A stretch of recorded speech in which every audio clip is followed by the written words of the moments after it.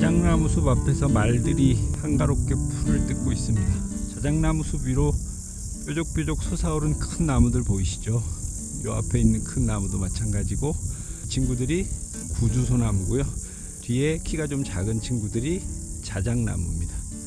몽골 동북 쪽에는 자작나무와 소나무가 이렇게 어울려서 숲을 이루는 것 같습니다. 구주소나무를 가까이에서 한번 살펴보도록 하겠습니다. 잎이 우리 소나무보다 좀 짧고요, 도톰합니다. 그래서 좀 억센 느낌이 있고요. 그리고 잣나무처럼 뒷면이 우윳빛을 띄어요. 그래서 멀리서 보면 꼭 잣나무하고 비슷한 그런 색감이 있습니다. 통직하게 곧게 잘 자라는 줄기 유형을 가지고 있고요. 수피는 우리 소나무하고 비슷합니다. 그런데 위쪽으로 올라가 보면 가지 쪽이 우리 소나무하고 많이 달라요. 처음에 녹색을 띠다가 그 다음에 벗겨지는 게 반복되면서 이런 거북 등짝 같은 껍질이 만들어지는 것 같습니다. 사진에서는 조금 붉게 나올 수도 있는데 백송하고도 좀 많이 닮아 있어요. 좀 매끈한 편입니다.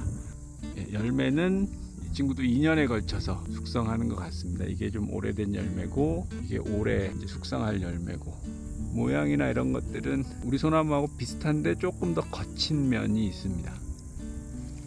자작나무 숲으로 한번 들어가 보도록 하겠습니다. 우리나라에 조림된 자작나무하고 같은 종이고요. 수피가 하얗게 이국적인 풍경을 자아내고 있습니다. 삼각형의 잎이 우리나라에 심겨진 자작나무하고 똑같이 생겼죠. 그리고 안쪽으로 들어오면 이렇게 하얀 줄기들이 멋진 풍경을 만들어내고 있습니다. 몽골 하천변 숲에 굉장히 이색적인 풍경이 있어서 소개를 좀 해드릴게요. 우리나라 하천변에는 주로 버드나무가 다 자리를 잡고 있잖아요. 그런데 여기는 버드나무 자리를 재밌게도 요 나무가 차지하고 있는데요. 이 나무가 비술나무입니다. 비술나무. 하천변 식생의 대표 식생이 여기는 버드나무가 아니라 다 비술나무더라고요. 비술나무가 우리나라 중부 이북에서 자라는 친구인데 이렇게 하천변에 버드나무처럼 자라고 있을 거라고는 생각도 못했는데 매우 독특한 풍경이었습니다. 지금 여기가 꽤 큰 강가인데요. 몽골에서 제일 큰 강입니다. 바이칼 호수로 흘러들어가는 강의 둔치에 하천숲이 형성되어 있는데 거의 대부분이 비술나무로 이루어져 있습니다. 이 나무가 비술나무고요. 손톱 크기 정도의 잎 크기를 가지고 있어서 우리가 많이 보는 참느릅하고 비슷하게 생겼는데, 둘의 차이는 잎을 보시면 큰 톱니 안에 작은 톱니가 또 들어있죠. 이걸 이제 겹톱니, 한자로는 복거치 이렇게 얘기를 하거든요. 이런 부분들이 좀 다르고, 그리고 수피도 좀 차이가 있습니다. 참느릅나무 수피는 딱지처럼 벗겨지는 모습을 보이는데, 비술나무 수피는 버드나무하고 비슷하게 이렇게 고리지는 수피를 보이고 있어서 둘을 수피와 잎으로 구분할 수 있습니다. 폭이 넓은 강 하류 쪽으로 왔더니 드디어 버드나무류가 출현을 하고 있습니다. 물이 잠기는 곳이나 완전히 찐흙벌 같은 그런 곳에서는 이제 비술나무가 살지 못하고 이런 버드나무 종류들이 숲을 이루고 있네요. 그런데 우리나라에서 보는 버드나무하고는 많이 다르게 생겼습니다. 잎도 많이 좁고요. 잎 뒷면은 하얀색을 띠네요. 그리고 우리나라 수변에 있는 버드나무 종류들은 줄기가 뚜렷한 교목형 목본들인데, 이 친구들은 여러 개의 줄기가 한꺼번에 올라오는 관목형의 모습을 띠고 있습니다. 수고는 대략 한 4m 정도, 줄기가 뚜렷한 그런 형태가 아니기 때문에 아주 크게 자라지는 않는 것 같아요. 저 멀리까지 살펴봤더니 요 버드나무 종류가 물이 잠기는 곳에서 숲을 이루고 있네요. 여기 화려하게 꽃을 피운 용담 종류 식물이 있습니다. 우리나라에서 보는 용담들하고는 조금 다르게 생겼네요. 보시면 화판에 하얀색 점이 있어서 화려함을 뽐내고 있습니다. 꽃도 여러 개가 한 대공에 달리고요. 한 줄기에 여러 개의 꽃들이 마치 다발처럼 펴서 매우 화려한 용담입니다. 잎은 선형에 가깝고요. 우리나라에서는 이렇게 좁은 잎을 가진 용담은 보질 못했어요. 관암풀이 제일 비슷하긴 하지만 그 친구도 이 친구만큼 가늘지는 않습니다. 여기 색다르게 생긴 용담이 있습니다.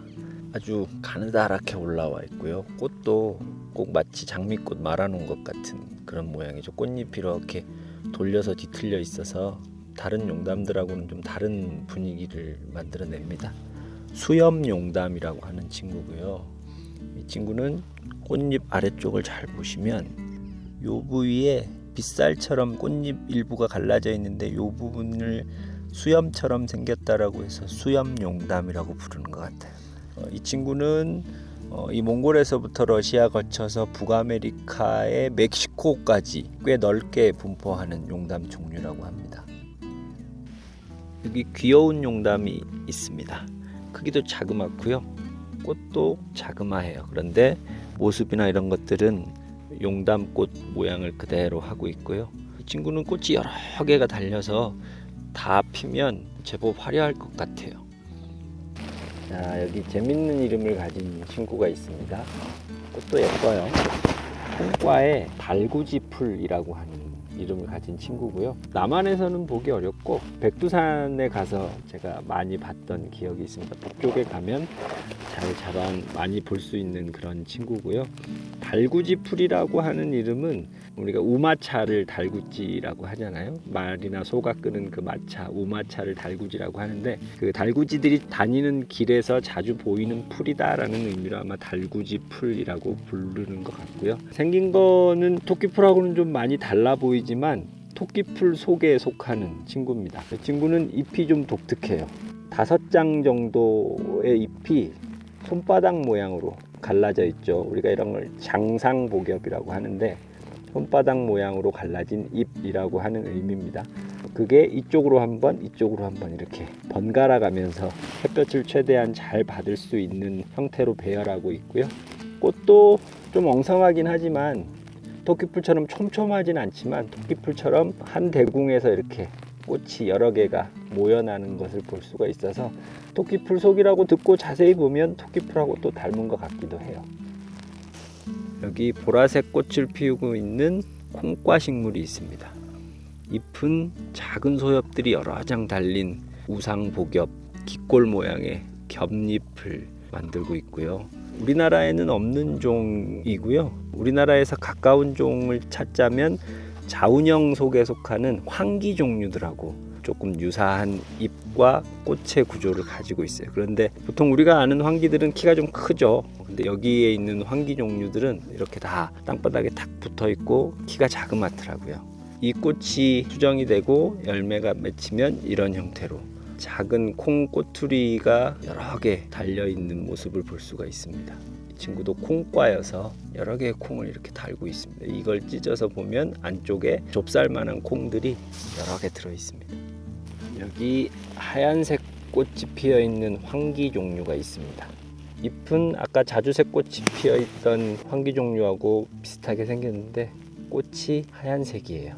이 친구도 키는 좀 자그마하지만 황기 종류들처럼 이렇게 기는 줄기를 만드네요. 우리나라에서 비슷한 종류를 꼽자면 강화 황기가 제일 유사한 종일 것 같아요. 우리나라에는 없는 종이고요. 주로 중국하고 몽골 쪽에 분포하는 그런 종이라고 합니다. 여기 몽골 초지에서 제일 많이 보이는 비수리 종류인데요. 우리나라에도 있습니다. 호비수리라고 하는 그런 친구고요. 호비수리라는 이름도 오랑캐 호자를 써서 북쪽에서 내려온 북쪽에 많이 분포하는 그런 비수리라고 하는 뜻이거든요. 그래서 여기가 본산지인 것 같아요. 몽골, 중국 이쪽에 넓게 분포하는 비수리 종류라고 보시면 될 것 같고요. 우리가 보통 많이 만나는 비수리보다 잎이 좀 더 크고요. 그리고 맥이 뚜렷합니다. 잎은 비수리보다는 크고 쌀이보다는 조금 작은 제 새끼 손톱보다 조금 더 크죠. 잎이 꽤 커서 시원시원하게 생겼습니다. 꽃은 우리가 아는 비수리는 약간 자줏빛을 띠는 그런 꽃을 피우는데 이 친구는 흰색에 가까운 꽃을 피웁니다. 비수리도 있네요. 아까 봤던 호비수리에 비해서 많이 좁고 꽃이 조금 더 붉은 빛을 띠는 모습을 볼 수 있습니다. 북쪽에 있는 흡수굴 호수 근처를 지나서 울란바토르로 향하는 중간 지점쯤 되니까 매우 건조해졌습니다. 많이 건조해져서 자라는 식물들이 북쪽에 있는 비교적 습한 지역에 있는 식물들하고는 많이 달라졌고요.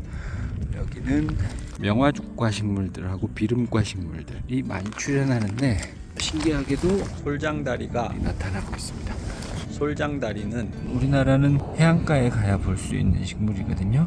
명화죽과 식물 중에서 이렇게 바늘잎처럼 뾰족한 잎을 가진 친구인데 친구들은 원래 염생식물 중에 하나죠.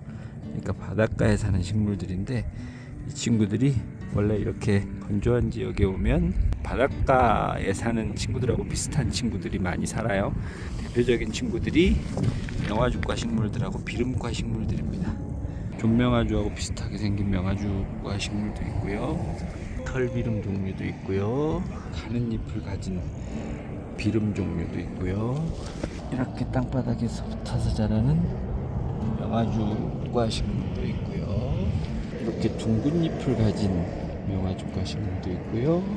이렇게 삼각형의 잎을 가진 명화죽과 식물도 있습니다. 참 다양한 명화죽과 식물들이 자라고 있네요. 여기는 초원인데 우리나라 바닷가에서 볼 수 있는 종류의 식물이 있어요. 이 친구는 우리나라에 있는 종은 아니고 우리나라에 있는 갯질경하고 비슷한 종류입니다. 갯질경이과의 갯질경이라고 하는 바닷가에 사는 식물이 있는데 이 친구는 초원에서 나타나네요. 지금 꽃이 만개한 거고요. 꽃잎이 마치 뻣뻣한 종이질처럼 생겼습니다. 그런 꽃이 한 대궁에 여러 개가 모여서 마치 꽃을 건조시켜서 장식용으로 사용하는 그런 꽃 같습니다. 잎은 질경이 모양하고 비슷하게 생겼죠. 그래서 질경이하고는 전혀 상관없는 종류인데도 불구하고 이름은 비슷한 갯질경, 과 이름도 갯질경이과라고 하는 그런 이름을 가지고 있습니다.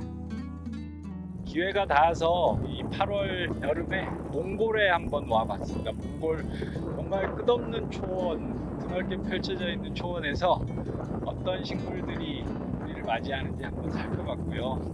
9월 달에 오면 천지가 꽃밭이라고 합니다. 그래서 나중에 기회가 된다라고 하면 6월쯤에 다시 한번 몽골을 찾아서 정말 흐드러진 그 꽃밭에는 어떤 꽃들이 이 초원을 수놓는지 한번 다시 꼭 와보고 싶은 그런 곳이었습니다. 매번 말씀드리지만 약은 약사에게, 식물은 쌤에게. 감사합니다.